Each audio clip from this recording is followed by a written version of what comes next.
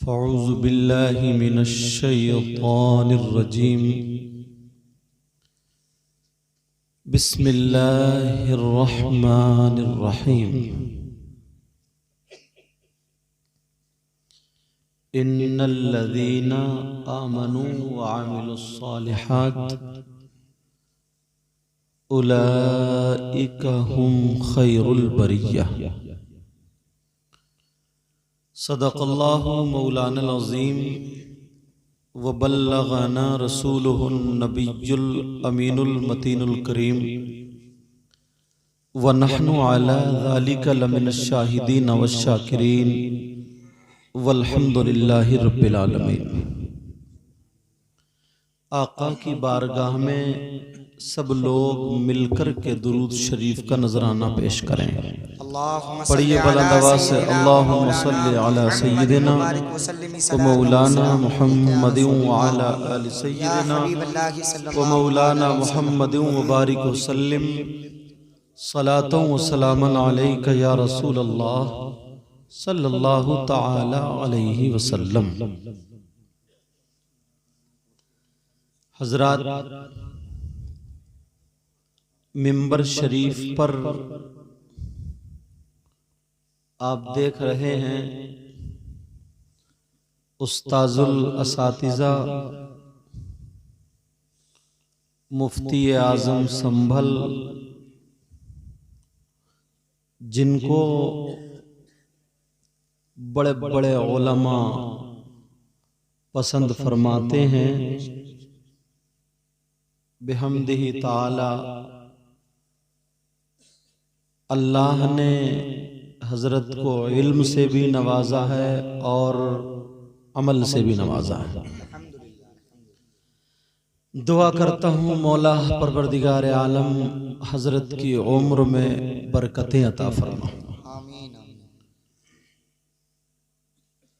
कुर्सी पर आप जलवागर हैं, जिनको हम और आप हजरत अल्लामा मौलाना मुफ्ती कारी अलाउद्दीन साहिब क़िबला के नाम से जानते हैं। और भी मिंबर शरीफ पर जवान नौजवान उलमा हुफ़ाज़ क़ुर्रा अइम्मा खुतबा जलवागर हैं और कुछ चले गए। आप लोग भी थके थके से मालूम हो रहे हैं और जो थोड़े चुस्त थे वो चले गए और उनमें से कुछ घरों पे भी नहीं गए हैं, यहाँ भी नहीं हैं, खाली रास्तों में टहल रहे हैं, खड़े हैं, टाइम गुजार रहे हैं और बातें कर रहे हैं। मगर प्यारो, ये वक्त इतना कठिन है। एक तो शादी का मौका, शादी का मौका, हाफिज मोहम्मद नाजिम साहिब की शादी और आली जनाब मोहतरम मोहम्मद कासिम साहब, इन दो भाइयों की शादी। ये लफ्ज शादी जो है ना, इसको बोलते ही कुछ लोगों के जहन में भांगड़ा आ जाता है। बहुत कम ऐसे लोग होते हैं जो शादी के मौके पर अल्लाह और रसूल का जिक्र करते और कराते हैं। वरना अगर कोई खुराफात का प्रोग्राम या नाच गाने का प्रोग्राम, मनोरंजन का प्रोग्राम अगर होता तो ये जितने बाहर टहल रहे हैं, ये खड़े हैं ना, ये टहलते नहीं होते, ये सब यहीं पे होते। मगर कोई बात नहीं है, इंशाअल्लाह धीरे धीरे अगर आप लोग मेहनत करते गए और इन उलमा का साथ देते गए तो एक दिन वो होगा, ये भी सब इंशाअल्लाह अल्लाह और रसूल के जिक्र में शामिल हुआ करेंगे।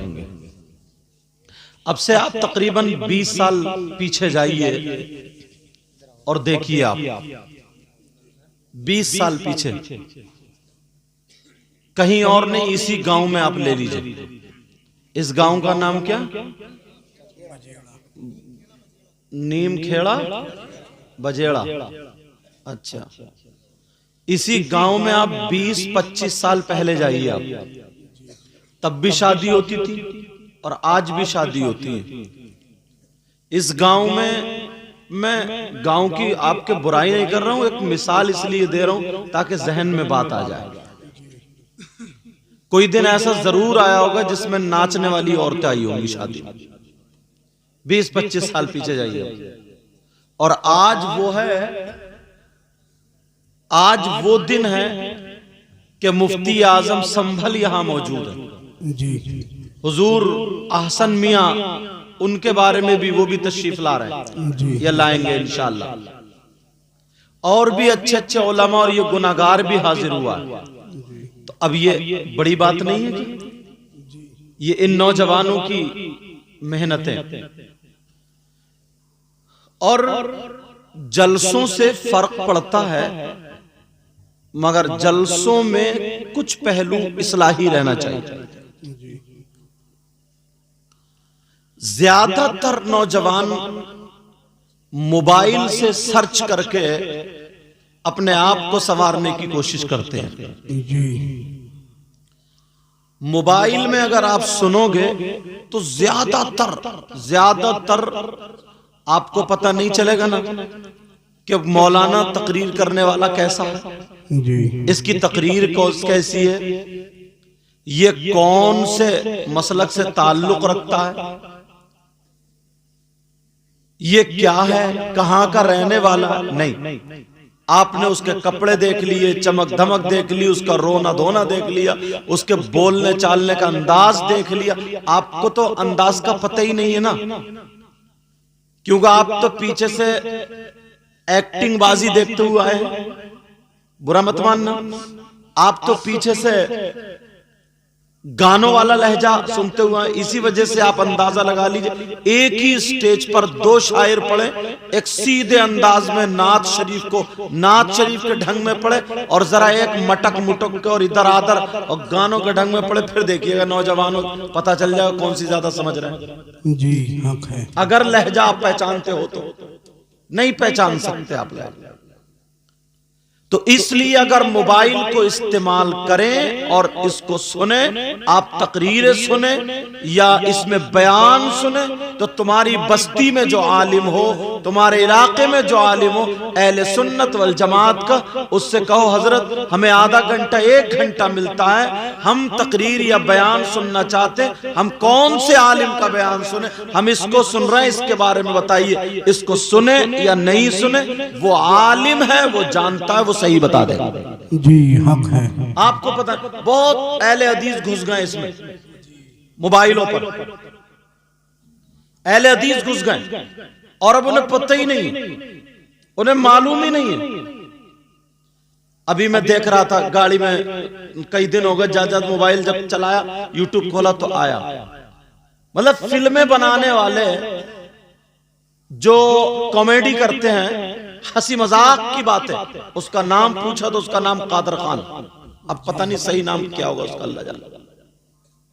वो बयान कर रहा है लैपटॉप खोल करके, वो शिर्क के बारे में बता रहा है अल्लाह के अलावा कोई भी हो, चाहे रसूलुल्लाह से, अल्लाह वालों से मांगना और उनको मानना, ये सब शिर्क है।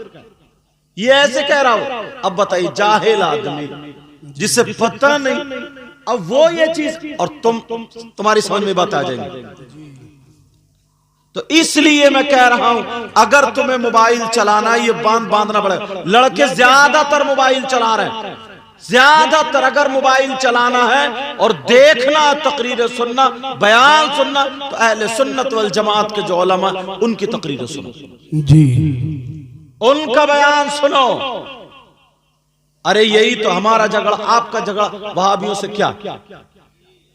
जरा तवज्जो रखना मेरी इस बात पर, क्या कोई नबी गुमराह हो सकता? नहीं। आप खुद बताओ, क्या कोई नबी माज़अल्लाह गुमराह हो सकता? नहीं। और अगर आपके सामने नबी को कोई गुमराह कहे तो आप उसे अपना दोस्त बनाओगे? नहीं। उसे अपना इमाम बनाओगे? नहीं।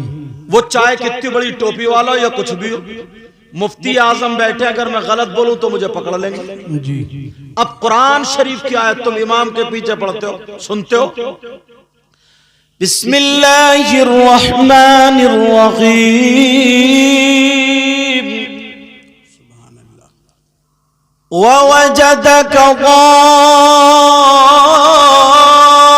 ज़ाल्लन फ़हदा। सुभान अल्लाह। सुनते हो ना इमाम के पीछे?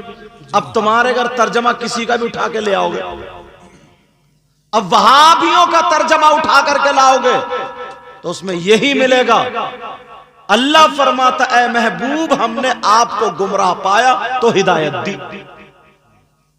पूछो हजरत से, क्या नबी गुमराह थे? अब तुम कहो हमने कुरान में देखा। लोग बहस करते फिर इमामों से, हमने मोबाइल में सुना। तवज्जो ना, अल्लाह फरमाता है उन लोगों का तर्जमा ये, तुम असली झगड़ा पहचानो। लोग समझते हैं ना कि कोई अगर खड़े होकर सलाम ना पढ़े तो ये वहाबी है, कोई हरी झंडी ना लगाए ये वहाबी है, समझ रहे? मतलब कोई फातिहा ना पढ़े ये वहाबी है। उसको अगर जल्दी थी ना और वो चला गया ऐसे ही, चाहे वो कितने अच्छा सुन्नी हो, मगर लोग गुमान कर, ये खाली झगड़ा नहीं, असली झगड़ा क्या वो देखो। घरों में कुरान शरीफ अगर उनका तर्जमा रखोगे, इसलिए उलमा ने कहा अगर तर्जमे वाला कुरान शरीफ पढ़ना, उर्दू पढ़ो तो कंजुल ईमान रखो। जी क्या रखो बोलो? कंजुल ईमान। कंजुल ईमान। तो ऐसे ही ये अगर तकरीर सुनना तो अहले सुन्नत वल जमात की। हमारे कई लड़के सुन्नी ऐसे हैं, वो जरजीस की तकरीर खूब सुन रहे हैं, बस लहजे पे चल रहे हैं साहब, खूब सुन रहे हैं जरजीस की तकरीर। अब उन लोगों ने तर्जमा किया, अल्लाह फरमाता ऐ महबूब हमने तुम्हें गुमराह पाया तो हिदायत दी। बोलो क्या नबी गुमराह हो सकते? नहीं। और अगर किसी का ये अकीदा हो, ये ईमान हो, इसको माने एक्सेप्ट करे, वो मुसलमान हो सकता है क्या? नहीं। बताओ। अब वो दाढ़ी रखा के टोपी ओढ़ के नमाज पढ़ाने आ जाए तुम्हारे, तुम्हारी नमाज होगी? नहीं कुछ लोग होगी। कह देते अरे यार ये तो खाली मोली, भाई कुरान भी एक है, कलमा भी एक है, हदीसें भी एक। ये मौलवी लोगों ने अपने लिए झगड़ा बना लिया, अपने लिए बना। अच्छा ये अपने लिए बना, तुम्हारे ईमान की हिफाजत की जा रही है जी। आज। इसीलिए दुनिया आला हजरत के मुखालिफ, बताऊं क्यों? कुछ खानकाओं में ऐसा हुआ कि खूब सा ढोल बज रहे हैं, समझे, मज़ामीर और ताशे गाजे बाजे कव्वालियां, उल्टी सीधी बातें। अब किसी ने पूछ लिया कि साहब अगर कहीं के उर्स में या कहीं और अगर ये नाचने वाली औरतें ताली बजा बजा करके औरतें अगर कव्वाली गाएं, या आदमी जो फासिक व फाजिर है वो कव्वाली गाएं, तो क्या जायज है ना जायज? आला हज़रत ने ना जायज हराम, जाहिर सी बात है। अब कोई उन पीर को नहीं कहता, उन्हें नहीं कहता, डायरेक्ट ये कहता आला हज़रत ने उनके खिलाफ फतवा दिया। उनके खिलाफ नहीं दिया, बल्कि जो शरीयत के खिलाफ है आला हजरत ने उनके खिलाफ फतवा दिया। सुभान अल्लाह, सुभान अल्लाह। उनके खिलाफ फतवा दिया। हजरत अगर तकरीर करते कि चोर की ये सजा है, शराबी की ये सजा, तुम्हारे गांव में कोई शराबी है तो क्या साहब मुफ्ती साहब उसके खिलाफ तकरीर करके गए? अरे उसे पकड़ के कहो तू शरीयत के खिलाफ आई क्यों? तू शरीयत के खिलाफ क्यों? एक जगह नहीं, कई जगह ऐसी बात है। बोलो क्या नबी गुनाहगार हो सकते हैं? माज़ल्लाह बोलो, नबी गुनाहगार हो सकते हैं? नहीं। अब वहाबियों का तर्जमा उठाओ, 26वां सिपारा पढ़ो, इन्ना फतहना लका फतहम मुबीना। यहां से देखो लियगफिर लकल्लाहु मा तक़द्दम मिन ज़म्बिक व मा तअख़्ख़र। तर्जमा उठा करके देखो, उन्होंने यही तर्जमा किया। अल्लाह फरमाता क्या हमने आपको फतेह मुबीन अता फरमाई, लियगफिर लकल्लाहु मा तक़द्दम मिन ज़म्बिक व मा तअख़्ख़र। ऐ महबूब हमने आपके अगले पिछले गुनाह माफ कर दिए। इसका मतलब क्या नबी गुनाहगार थे? तुम सीधे साधे भोले भाले, तुम्हें पता ही नहीं। तुम्हारे घर में अगर तर्जमा होता यही तो तुम पढ़ते, तुम्हारी बेटियां भी पढ़ती, तुम्हारे बेटे भी पढ़ते, तुम्हारे बच्चे पढ़ते, तुम्हारी बीवी पढ़ती, और कुरान पर तुम ये अपना अकीदा बना लेते, किसी और किताब को नहीं मानते। ये कहते कुरान में ये आया है, अल्लाह ने फरमाया हमने अपने नबी के महबूब के अगले पिछले गुनाह माफ कर दिए। अब नबी को अगर कोई गुनाहगार माने, वो अकीदा रखे कि नबी गुनाहगार है, बताओ क्या वो मुसलमान हो सकता है? नहीं हो सकता। उसका ईमान हो सकता? वहाबियों का तर्जमा यही है, मैं कहीं और नहीं, जो मुफ्ती आजम संभल, जो इनके शागिर्द फतवे लिखते हैं, ये वो हैं उस्ताजुल मुफ्तीयीन है, बड़े बड़े मदरसों में पढ़ा रहे हैं इनके शागिर्द। गलत बोलूंगा तो मुझे पकड़ लेंगे ताकि मेरी भी इस्लाह हो जाए, लेकिन बात हक बोलूंगा, सच्ची बोल। असली झगड़े का तो तुम्हें पता ही नहीं, असली झगड़े का तुम्हें पता नहीं है, मामले का। अरे यार, नबी को गुनाहगार, कुरान शरीफ देखो ना उन वहाबियों का, और वही आला हजरत ने तर्जमा किया, आए हाय ईमान बचा लिया। सुभान अल्लाह। आला हजरत बोले, ए महबूब, आपके सबब आपके अगलों के आपके पिछलों के गुनाह माफ फरमा दी। सुभान अल्लाह, सुभान अल्लाह। अल्लाह फरमाता, ए महबूब, हमने आपको अपनी मोहब्बत में खुद रफ्ता पाया तो हिदायत दी, तो आगे बढ़ा दिया। क्या प्यारा तर्जमा, ये भी तर्जमा है। अल्लाह समद। एक चीज तो ये तो कुरान शरीफ की बात कर, और इन लोगों ने हदीसों में इतना डाका डाला अपने अपने मतलब की।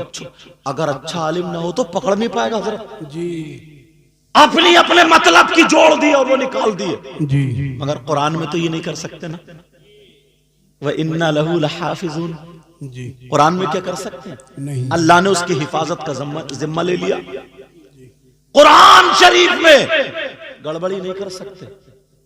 कितनी मर्तबा कुरान को कंप्यूटर मशीनों पे और दिमाग वालों यहूदियों जैसे चेक किया, पढ़ पढ़ के चेक किया, कोई एक हर्फ गलत हो जाए, एक लफ्ज गलत हो जाए, उसको गलत साबित करते करते खुद इतने करीब हुए, ईमान ले आए, मगर कुरान को गलत साबित नहीं करे। जी, हक है। नहीं साबित। तुम्हारा मजहब तो इतना सच्चा, इतना प्यारा, इतना अच्छा मजहब है, किसी का मजहब है ही नहीं यार। तुम्हारे यहाँ शादी, अल्लाह समत, नबी फरमाते निकाह मेरी सुन्नत है। क्या फरमाते? निकाह और निकाह और ये खुशियां, ये सारी चीज, इन तमाम मजमूए का नाम तो शादी है जी, इसी चीज का नाम शादी है। अब ईमानदारी से बताओ, तुम्हारा मजहब इतना पाकीज़ा, इतना सच्चा, इतना अच्छा, यहां तक के सुनो बेटा, पांव से बेटा थोड़ा सुनो, सुनने की बात है। अगर कोई यहां पे या अपने घर में या कहीं पे किसी अल्लाह के वली का या किसी भी मोमिन का जिस्म वहां पे दफन नहीं है और वो वहां पे मजार बना ले, अब मजार तो हम लोगों में ही होते हैं, और मजार बना करके चादर चढ़ाए, उर्स करे, कुरान खानी कराए, सलाम पढ़े, मगर हमारा मजहब तो इतना सच्चा है ना, यहां भी रियायत नहीं करता। जी, मजहब इस्लाम ये कहता है अगर वहां पे किसी मोमिन का जसद पाक नहीं है, किसी अल्लाह के वली का जिस्म नहीं है, तो वो मजार नहीं। समझ रहे मेरी बात? और उसे मजार समझ के उस पे कुरान खानी करना जायज नहीं। जी, उसे मजार समझ के फूल चढ़ाना जायज नहीं, उसे मजार समझ के सलाम करना जायज नहीं, उसे मजार समझ के वहां हाजिरी देना जायज नहीं। जी, इतना पाकीज़ा मजहब है यार। पूछिए मुफ्ती आजम से, कितना शानदार मजहब है। और हमारे यहां शादी होती है, अब इसमें देखिए कितनी रस्में हिंदुओं वाली मिलाए पड़े, कितनी रस्में मुसलमानों जाहिलों वाली मिलाए पड़े। जी, आतिशबाजी शादियां तो हजरत आदम अलैहिस्सलाम से लेकर के अब तक होती चली आ रही है। आतिशबाजियां इतनी छूट रही है, इतनी छूट रही है, इतनी छूट कि मत पूछो, मत पूछो। और नजरिए इतने खराब है ना, नजरिए। अगर इजाजत हो तो दो बातें बताऊं। जी, शादी में देखना आप यार, बात आसान करके कहूंगा ताकि आपकी समझ में आ जाए। नजरिया देखना, आप अपने आप को देखना, हम किस रास्ते पर हैं, पता चलेगा। कोई किसी के जूते ये मैक चुरा करके ले जाए, मुझे बताओ, तो उस मैक चुराने वाले को इनाम दिया जाएगा? नहीं। कोई चोरी कर ले तो उसको इनाम दिया जाएगा? मुझे बताओ, इनाम दिया जाएगा? नहीं। कि जितनी चोरी की है उसके एतबार से जो काजी साहब सजा उसकी बोलेंगे, जो हद होगी उसकी, वो सजा उसको दी जाएगी। और पूरी चोरी के ताल्लुक से अगर इस्लामी हुकूमत भी पीछे जो बातें कर रहे हैं वो बातें ना करें। ले गांव में लड़ाई हो, उधर बातें चल रही है। कुरान में अस्सारिकु वस्सारिकतु फक्तु अयदियहुमा, समझ रहे मेरी बात? चोर चोरनी का हाथ काट, अगर इस्लामी इसके शराइत के साथ। लेकिन सुनो, तुम्हारे यहां शादी होती, जरा तवज्जो रखना इस बात पे, एक रस्म ऐसी निकाली जूती चुराने वाले। क्या रस्म निकली है मुसलमानों में? चोरी की। जूती नहीं चुरती है? अरे बोलो, नहीं चुरती है? कितने लोगों की शादी हुई है जूती चोरी साहब, और कितने खुश हो रहे हैं, हाँ जूती चोरी। और ये भी मालूम है चोर कौन है, चोरनी कौन सी। छोटा बच्चा, बच्चे को साला साली बोलते, छोटे से। क्या तालीम दी जा रही है तुम्हारे यहां? क्या बात है, मुसलमानों में क्या तालीम आज तक कोई टोकता ही नहीं? चोरी की तालीम। अब पूरा घर खुश है, पूरा घर। अब उसे चढ़ा दिया जाता, बच्चा फूल का कुप्पा हो। बड़े पीर साहब जब पढ़ने के लिए गए थे ना, छोटे से थे, मां ने 40 अशरफियां अंदर रख दी थी, तो पहली हिदायत ये की थी, बेटा झूठ मत बोलना। जी सुभान अल्लाह। ये हिदायत थी। चोरों ने पकड़ लिया, उनमें ये बच्चा भी था, बड़े पीर भी थे। सुना नहीं है तुमने? बड़े पीर भी थे, सबको लूटता हुआ आ रहा है, सब लोग अपने अपने पैसे छुपा रहे, कोई इधर कोई इधर। तुमसे कहा, किसी ने पूछा, छोटे मियाँ तुम्हारे पास भी कुछ है? कहा जी, मेरी अशरफी में, मेरी सदरी में, जो भी बोले, मेरी ये जो लिबास पहनूं इसमें 40 अशरफी। लोग हंस पड़े, लो इतने बच्चे में 40 टल गए। दूसरे ने पूछा, फिर यही कहा, सरदार ने बुलाया तो जुमला सुनने का। सरदार ने बुलाया, कहा ये बताओ, सारे लोग अपना माल चोरों से छुपाते हैं, तुमने चोरों को बताया क्यों? कहा इसलिए जब मैं घर से निकला था तो मेरी माँ ने कहा था, बेटा कभी झूठ मत बोलना। जी हक। और ये माँ बाप क्या सिखा रहे हैं कि बेटा वो दूल्हा भाई आएंगे, जीजा जी चोरी करिए, चोरी। क्या तालीम तुम्हारे मजहब में, हमारे मजहब में दी जा रही है? चोरी करियो। और तुम कितने सीधे हो, भोले। कोई बड़ा आदमी नहीं डांटता, तक किसी ने रोका ही नहीं, सांप चुर गए, खुश हो रहे हैं कितने। अब वो उस चोर से डिमांड पूछी जा रही है, थाने को फोन क्यों नहीं किया? पकड़वा दो, सजा दो, बारात आएगी, टूटी फूटी आएगी।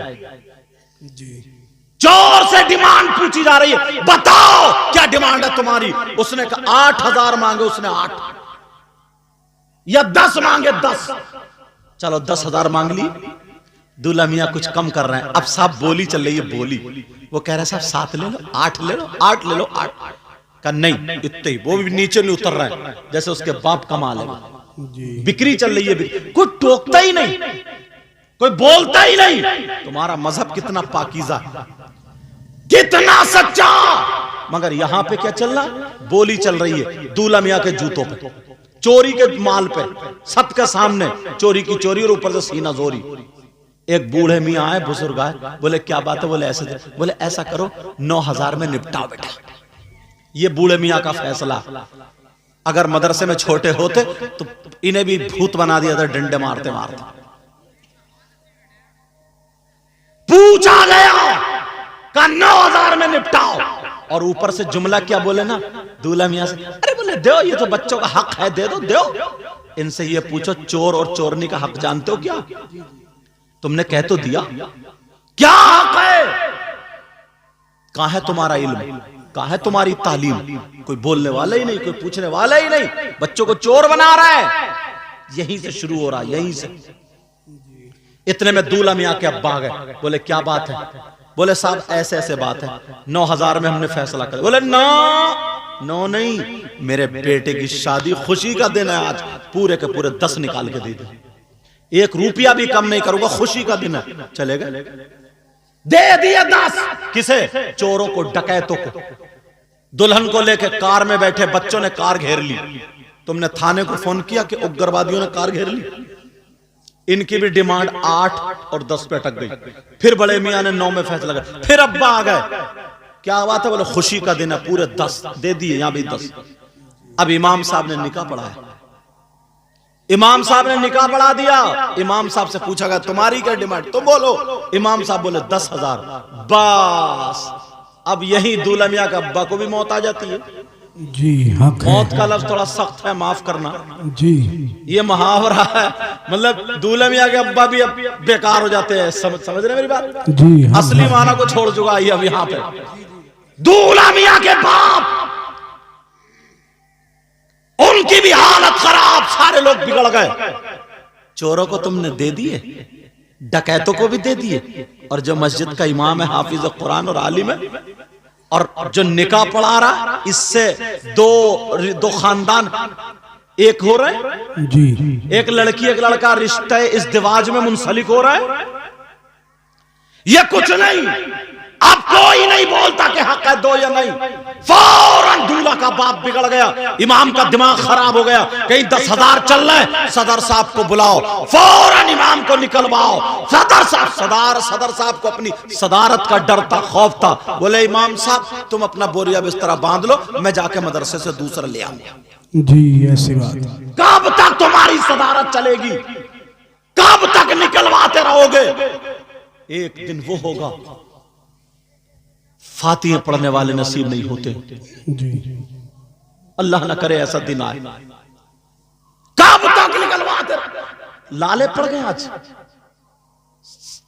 पूछा एक साहब से ना, बोले ये सदर साहब है मदरसे, बोले वो हजरत बस सोचा ना जिंदगी में दीन का काम कर लूं, बड़ा दुख दर्द है, दीन बड़ा गम सुना रहा है, बड़ा दुख। जब बच्चों को पूछा मैंने कहा कहां पढ़ रहे हैं, तो वो इंग्लिश मीडियम में पढ़ रहा है। एक सदर का भी बच्चा मदरसे में नहीं पढ़ रहा। ये तेरा दुख कैसा है? तू झूठ बोल रहा है। मदरसे की वजह से तुझे सदारत का ओहदा मिल गया, तू इस ओहदे के चक्कर में मर रहा। जी वरना अगर मोहब्बत होती तो तेरे बच्चे हाफिज कुरान होते, सुभान तेरे अल्लाह। बच्चे आलिम रब्बानी। मालदार के बच्चे मदरसों में नहीं पढ़ते, क्यों? उन्हें मालूम है कि मदरसे में तनख्वाह 12,000 से 15,000 की है, मस्जिद की तनख्वाह 10,000 से 15,000 की है, इसलिए नहीं पढ़ते। अगर इसे घटाते जाओगे तो बेचारे गरीब मिस्कीन ही पढ़ने के लिए रह जाएंगे, मालदारों के बच्चे नहीं पढ़ेंगे। जी ऐसे हालात, जो इमाम है, हाफिज कुरान है, तुम्हारे यहाँ नमाज पढ़ा रहा है, तुमने डकैतों को दे दिए, चोरों को दे दिए, आतिशबाजी वालों को दे दिए, सारे लोगों को, यहां तक के तुमने छक्कों को दे दिए, और सारे लोगों को बांट रहे हो। दुपट्टे रखने वालों को दे दिए, सबको दे दिए। इमाम का नंबर आया तो मस्जिद से निकलवा कर छोड़ा। जी जरा सोचो, सोचने की बात है, गौर करो। एक ही शादी में नजरिया देखो अपना। मस्जिद में लगाएंगे, मालूम है मस्जिद कितनी खूबसूरत बना लो, सोने चांदी की मस्जिद बना लो, और तुम्हारी मस्जिद में इमाम अकीदे का नहीं है, बदअकीदा है, इमाम बेकार है। मुफ्ती साहब से पूछो अगर तुम्हारी नमाज हो जाए उसके पीछे, तो मुझे बताओ। जी नमाज नहीं होगी, चाहे सोने की मस्जिद हो या चांदी की मस्जिद हो या पत्थर लगा हुआ हो। जिम्मेदारी से बोलता हूं, समझ में आ रही है बात? अगर तुम्हारे यहां मिट्टी की मस्जिद है, तुम्हारे एसी नहीं लग रही, छप्पर पड़ा है, और अगर इमाम अकीदे का, इमाम कुरान सही पढ़ता है, इमाम सही है, तो तुम्हारी नमाज खुशबूदार हो जाएगी। सुभान अल्लाह, सुभान अल्लाह। पूछो मस्जिदों में इतना रुपया पैसा लगा ले तो, अरे एसीओ पे एसीओ, अच्छी बात है, और हुजरे में जाकर के देखो तो जाला लटक रहा है। इमाम को डाला कौन से हुजरे में? जो चटक रहा है कि गिरे तो पहले यही मरे। उसका पेशाब खाना, उसका बाथरूम, लैट्रिन, सारी चीजें बेकार है। अच्छा, अपने 3 रकात 5 रकात 10 20 रकात जो भी पढ़ने जा रहा हूं, तो सोच रहा हूं एसीओ में पढ़ूंगा, मैं सजदे करूंगा तो कालीन पे करूंगा, और जो नमाज पढ़ा रहा, जो सर का ताज है, जो इमाम है, उसको हुजरे का आलम ये है, उसके हुजरे का आलम ये है। ये तुम्हें तवज्जो देने की बात नहीं है क्या? बोलो, क्या तुम्हें तवज्जो देने की बात नहीं है? तवज्जो देने की बात, इस पर गौर करने की बात है। आज इनकी शादी में ये मौका मिला तो मुझे बोल लेने दे। जी ऐसे हालात, ईमानदारी से बताओ, एक शख्स ऐसा जिसने 1 रुपया नहीं कमाया, आज मतलब एक कुछ भी नहीं वो पढ़ा, उसने कोई काम नहीं सीखा, उसने कुछ भी नहीं किया है, अब वो कमाने चला मजदूरी करने, तो 400 और 500 रुपए की उसकी मजदूरी एक आदमी की, बिल्कुल निठल्ले अनपढ़, बिल्कुल अनपढ़, कोई काम सीखा उन्हें, उसकी मजदूरी कितनी है फावड़े कस्सी वाले की? 400 या 500? जी बोलो है कि नहीं? 400 या 500? 500 रुपए अगर है, एक महीने में 15,000 हो रहा है। जी शाम को बीवी बच्चों के साथ, बेटा शाम को फिर बीवी बच्चों के साथ सोता है, वो आराम से रहता है, 15,000। और अगर कारीगर है तो 35,000 महीने के, 40,000 महीने के कमा रहा है। यार इसने कुरान हिफ्ज कर लिया तो इतना बुरा कर लिया, ये आलिम हो गया, बुखारी शरीफ पढ़िए, नबी तो ये फरमाते हैं चाहे कितने बड़ा मालदार हो, पैसे वाला हो, इज्जत दौलत वाला हो, नबी फरमाते हैं खैरुकुम मन तअल्लमल कुरान व अल्लमा, तुम में सबसे बेहतर वो है जो कुरान पढ़े पढ़ाए सीखे सिखाए, उसको नबी बेहतर बता रहे हैं। और तुम जरा देखो 35,000 वो कमा रहे, 40,000 वो कमा रहे, हाँ उसने हिफ्ज कर लिया, मौलवियत पढ़ ली, कारी हो गए, आलिम हो गए, तो इतना बड़ा गुनाह कर लिया, ये अपने बीवी बच्चों को छोड़ के 8-8 दिन नमाज पढ़ा रहा है, तो तुम 10,000 में रखना चाह रहे हो? 10,000 में? और माफ करना मुफ्ती साहब बैठे बोल रहा हूं, बाज इमाम के पीछे ना नमाज दोहरानी पड़ती है।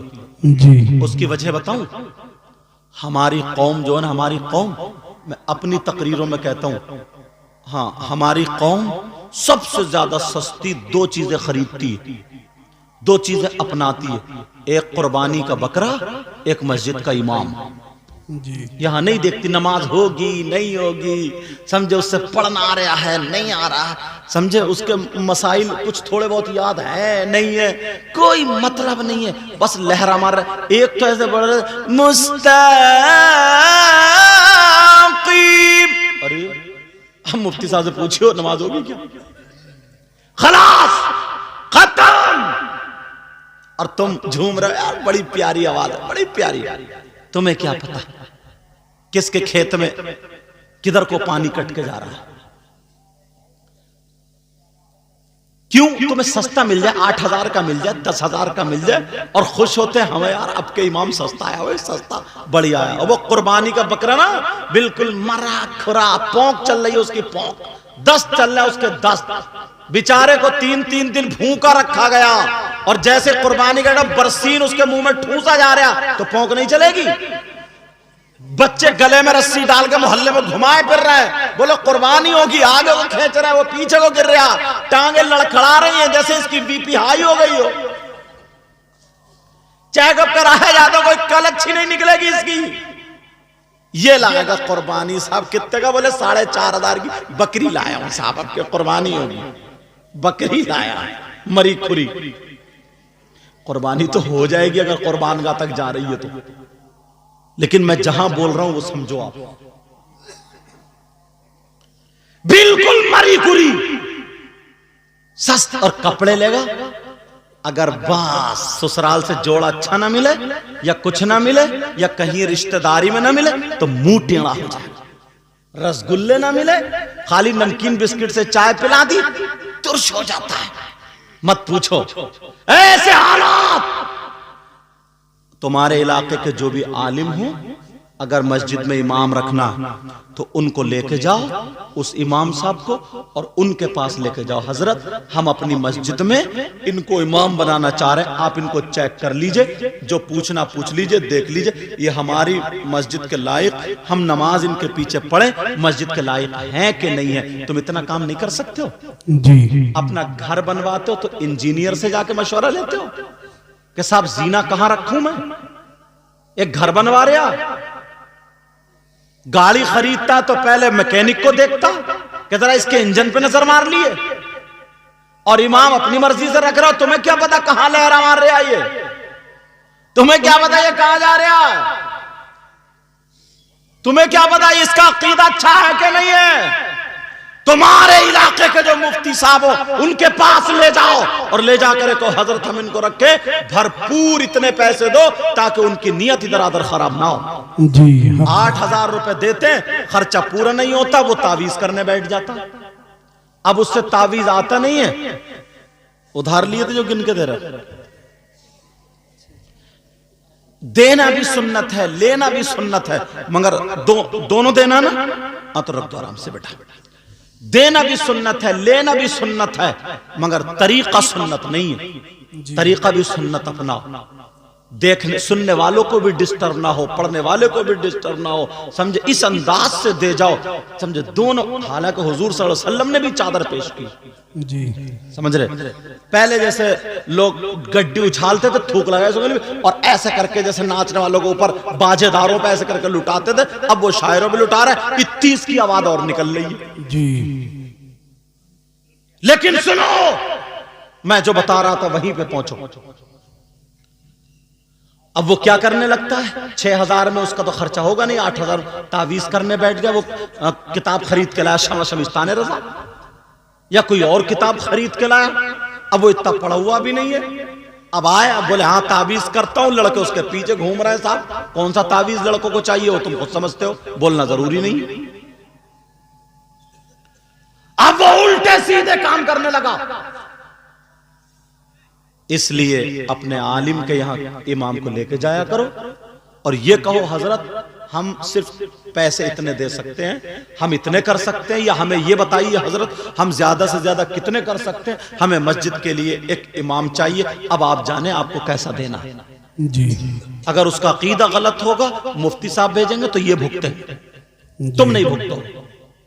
समझ रहे मेरी बात? हाँ, अगर पता चल गया तुम्हें इसका अकीदा खराब है, फिर भी तुमने छोड़ दिया, तब तुम भुगतोगे, तब तहकीक करना और मुफ्ती साहब के पास लेके जाना। समझ रहे मेरी बात? लेकिन हमारा मजहब इतना सच्चा, इतना पाकीज़ा, इतना अच्छा।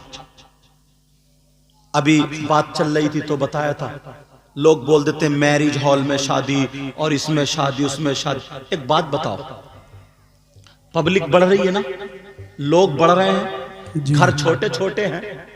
अब अगर उसे प्रोग्राम करना है, उसने मैरिज हॉल अगर कर लिया, उसका घर में इतनी जगह नहीं है जो मेहमानों को बिठा सके, मेहमानों को खिला सके, पिला सके, उसने मैरिज हॉल कर लिया तो कोई गुनाह नहीं है, कर लो जी। समझ रहे? मैरिज हॉल कर लिया कोई बात नहीं, मगर सुनो, उसी में जो खुराफात है वो बताना चाह रहा हूं। मैंने कई जगह देखा मैरिज हॉल सज गए। गांव में तो परेशानी नहीं, किसी भी खेत में पिंडाल लगा के कर सकते हो, गांव में कोई परेशानी नहीं है, आसानी से हो जाएगा। लेकिन सुनो, मैरिज हॉल के गेट पर जो 4-4, 5-5 लड़कियां, फूलों की डलिया, उसमें फूलों की पत्ती ऐसे पड़ी और गेट पे खड़ी हो गई, जो भी आ रहा है वेलकम वेलकम, वो मार रही है फूल की पत्ती और बार बार जो यहाँ के कपड़े संभाल रही, एक मारा वेलकम और यहाँ के कपड़े मारा वेलकम, यहाँ के उफ उफ जो हो रहा। इतने नादान तो तुम हो नहीं, ये हंसने की बात नहीं है। इनका बाप कहां है, इनकी मां कहां है, इनका भाई कहां है? ये लड़कियां जो खड़ी हैं, ये जवान, इनका कोई नहीं है क्या? अब अगर इजाजत हो तो मुफ्ती साहब की मौजूदगी में हदीस तुम्हारे सामने रख दो। जी। नबी फरमाते हैं सलासा ला यदखुलून अल जन्नह अल आक़ु लिवालिदै वद्दयूस व रजुलतुन निसा। नबी फरमाते मेरी उम्मत में 3 किस्म के लोग ऐसे जो जन्नत में नहीं जाएंगे। जी। कितनी किस्म के बोलो? 3। और कौन कह रहे हैं? कौन कह रहे हैं? नबी। जी। और नबी जिसको जन्नत से रोक दे तो कोई मुफ्ती साहब ले जाएंगे? नहीं। कोई पीर साहब ले जाएंगे? नहीं। और पीरों की तो मत पूछो, बात पीर तो इतना बड़ा नालायक है, सबसे ज्यादा कब्रिस्तान में इसी पीर को मारा जाएगा कमबख्त। जी। अरे ऐसा ऐसा निकल लिया, नमाज पढ़ता नहीं, टांगे फैला दी, औरतों से कह रहा पांव दबा।